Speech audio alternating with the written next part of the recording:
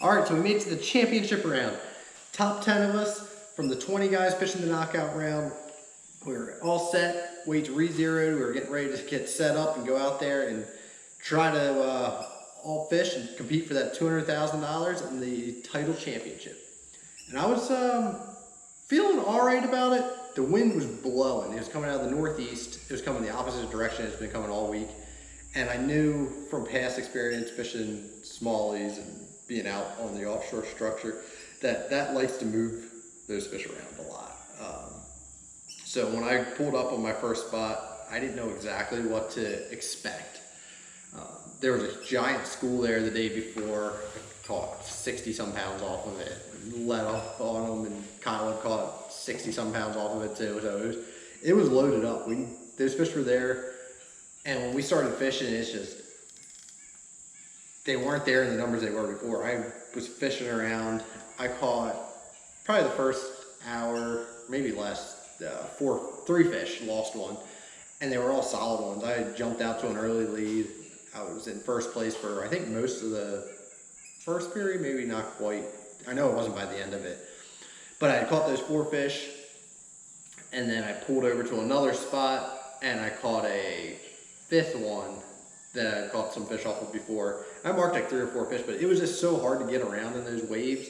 It was rolling probably, it was only 2 footers at the beginning. You'd troll around. I was using my Ghost. You could get around enough. You were getting wet, but it was fishable still. By the afternoon, it had picked up, or late morning, it had picked up to probably 15, 20 miles an hour. The rollers were starting to roll in there to the point that you couldn't advance anymore to get on top of those fish and drop again. But I caught this one off that second spot. It was a 5'10". It was the biggest one I caught all week. It was a big old fish, and got it in. I think I had at that point 4 for like 17, maybe 18 pounds. And I was in good position. I was feeling all right. But I knew with the wind, it was going to pick up even more. So it was supposed to be gusting 25 to 30 in the afternoon. And with how big the waves were already at this point, I wasn't able to fish efficiently, is what it came down to. I knew I could stay there and keep catching fish, and it was just going to be picking one and here, one there. You're going to have to do a lot of dragging, drifting. But if the fish would have stayed, I would have stayed. But with how they moved, I ended up putting it on the trailer. With the bad weather, they actually gave us 30 minutes for the break in between periods. So I took advantage of that. I went and put it on the trailer at the end of the first period, launched over on the Michigan side, which would be protected from that northeast wind by the peninsula. And this is where I did a bunch of idling in the knockout round in the 3rd period. And I went out there and I went to where I found these fish, and they weren't there. I guess the wind current had changed them there. I spent the entire 2nd period just looking and trying to find more.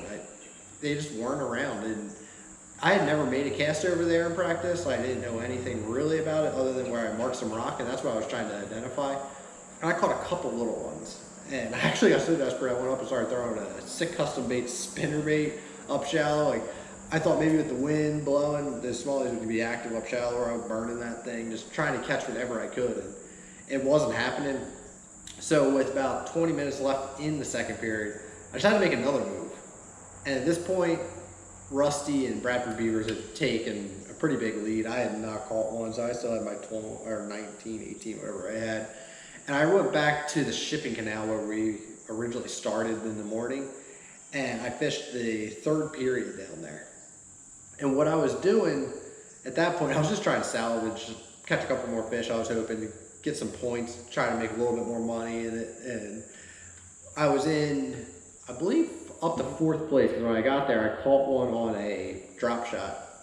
I was throwing that Z-Man, Gobe Bryant, and I threw it up on some riprap. There was a current break there with the wind, because the current, what it would do is funnel through the shipping canal there, coming through Sturgeon Bay, and it would go out to Lake Michigan.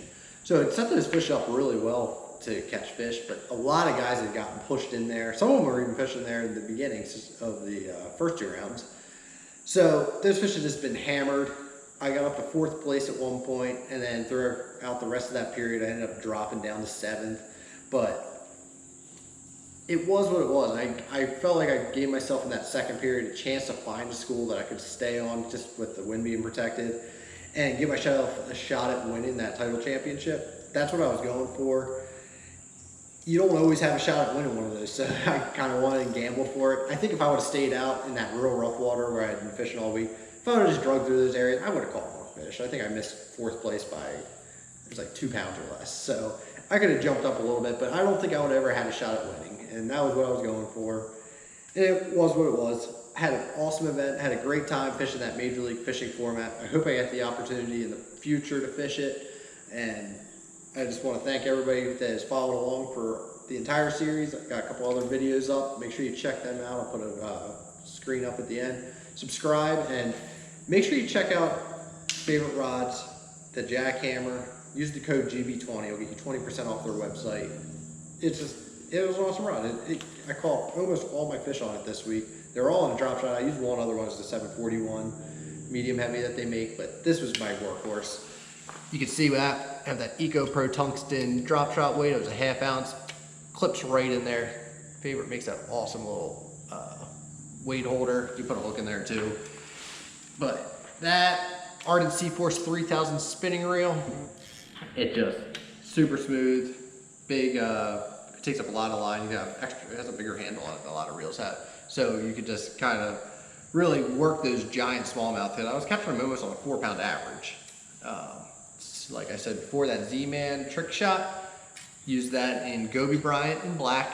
Black I would throw in the morning, Gobe, Bryant I would throw once the sun got up. And those fish were a little, they could see better, and it's just more natural. It's the most natural looking Gobe drop shot bait there is out there, color-wise. It's perfect. It's got that pearly bottom, it's got the brown top, it's got a little bit of copper in it, and even a little bit of purple flakes. It just catches that light just exactly how you want it. And finally, Seaguar Smackdown 20-pound line. I went to an 8-pound Seaguar Tatsu leader, just very strong, and we tied on our Hayabusa DSR 132 HD drop shot hook. And that was just, you put that in there, it comes right out the nose, makes it super natural when it's sitting out there, and it would just peg them right in the roof of the mouth every time. So be sure you check out all those setups. The gear used will be in the bottom of the description. Thanks for watching. Greatly appreciate everybody who followed along this season, and I'll have some more fun videos coming out, and just thanks for watching. Really greatly appreciate it.